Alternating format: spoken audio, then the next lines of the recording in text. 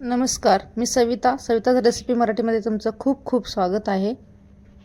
हल्ली ना मुलांना कुठल्याच भाज्या खायचे नसतात, पालेभाज्या फळभाज्या त्यांना कुठलीच भाज्या आवडत नाहीत, पण त्यांना पोटात घालणं, त्यांना खाऊ घालणं थोडं का होईना त्याच्या पोटात गेलंच पाहिजे, खूप महत्त्वाचं आहे।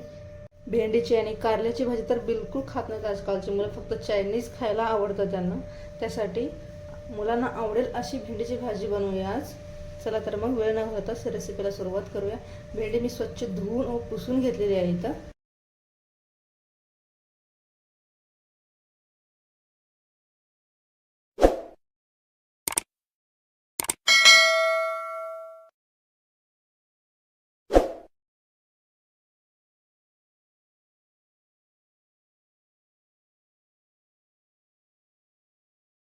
भेंडी सगळे कट करून झालेलं आहे माझे।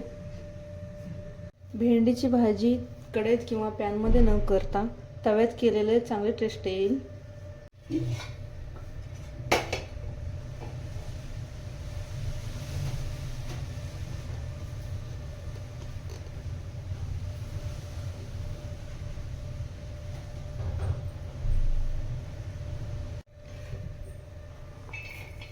आता तव्यामध्ये 5 ते 10 मिनिट भाजून घ्यायचे,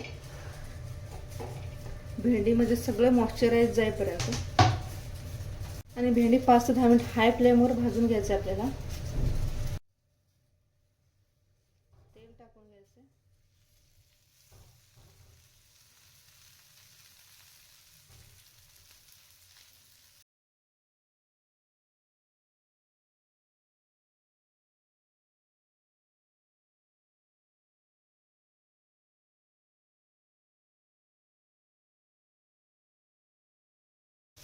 भेंडी भाजून झालेलं आहे, बघू शकता सगळं चिकटपणा निघून गेलेला आहे भेंडीतून।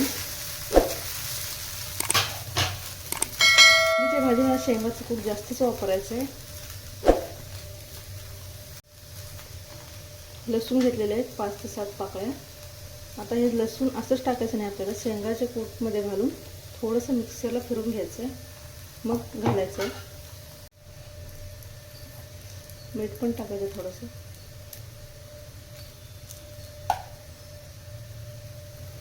चवीपुरतं मीठ घालून आपल्याला गॅस बंद करून 5 मिनिटं ताट किंवा प्लेट असं झाकून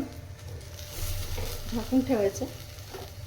हे चांगली भेंडी फुलेल अजून, म्हणजे भेंडी चांगली वाफेल।